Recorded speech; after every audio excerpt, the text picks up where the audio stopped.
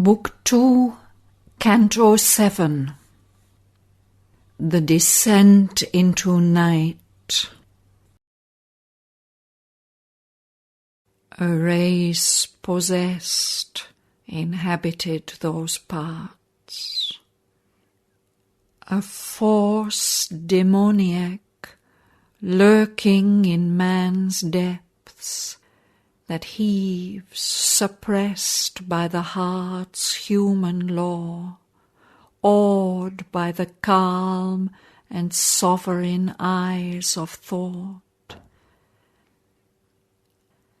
Can in a fire and earthquake of the soul arise, and calling to its native night, overthrow the reason, occupy the life, and stamp its hoof on nature's shaking ground.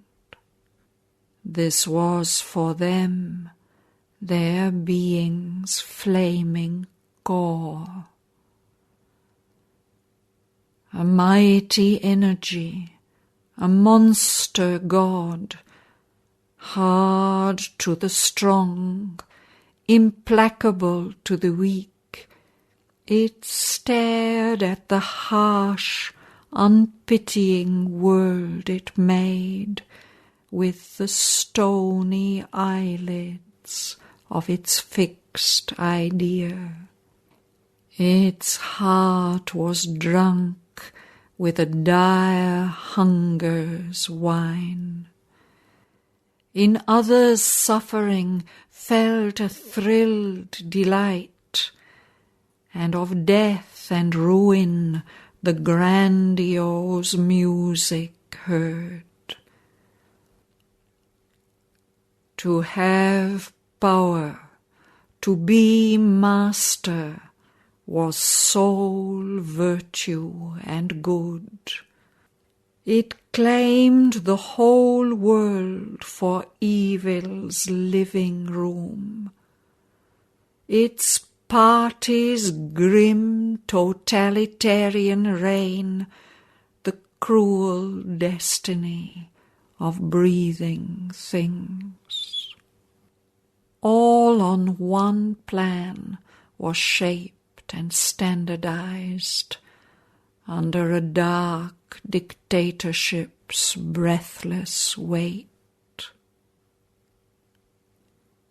In street and house, in councils and in courts, beings he met who looked like living men and climbed in speech upon high wings of thought, but harbored all that is subhuman, vile, and lower than the lowest reptile's crawl. The reason, meant for nearness to the gods and uplift to heavenly scale by the touch of mind, only enhanced by its enlightening ray their inborn nature's wry monstrosity. Often a familiar visage studying, joyfully encountered at some dangerous turn, hoping to recognize a look of light, his vision warned by the spirit's inward eye, discovered suddenly hell's trademark there, or saw with the inner sense that cannot err, in the semblance of a fair or virile form, the demon and the goblin and the ghoul. An insolence reigned of cold, stone-hearted strength, mighty, obeyed, approved by the Titan's law, the huge laughter of a giant cruelty, and fierce glad deeds of ogre violence. In that wide cynic den of thinking beasts, one looked in vain for a trace of pity or love. There was no touch of sweetness anywhere, but only force and its acolytes, greed and hate.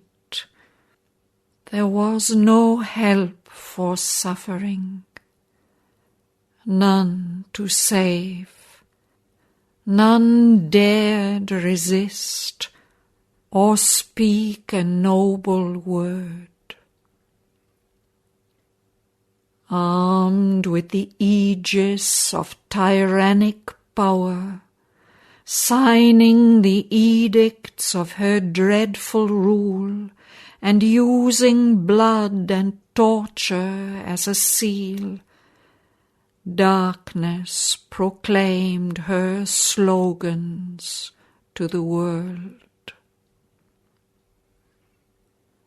A servile, blinkered silence hushed the mind, or only it repeated lessons taught, while mitred, holding the good shepherd's staff, falsehood enthroned on awed and prostrate hearts, the cults and creeds that organize living death and slay the soul on the altar of a lie.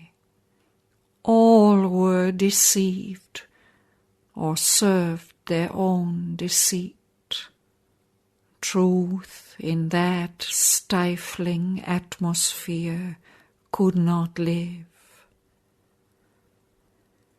Their wretchedness believed in its own joy, and fear and weakness hugged their abject depths.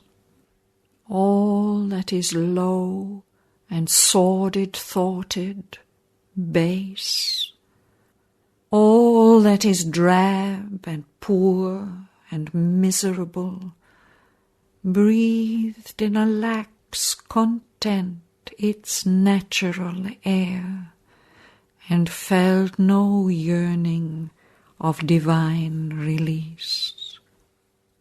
Arrogant, jibing at more luminous states, the people of the gulfs despised the sun. A barriered autarky excluded light. Fixed in its will to be its own grey self, it vaunted its norm unique and splendid type. It soothed its hunger with a plunderer's dream. Flaunting its cross of servitude like a crown, it clung to its dismal, harsh autonomy. A bull throat bellowed with its brazen tongue. Its hard and shameless clamour filling space and threatening all who dared to listen to truth, claimed the monopoly of the battered ear.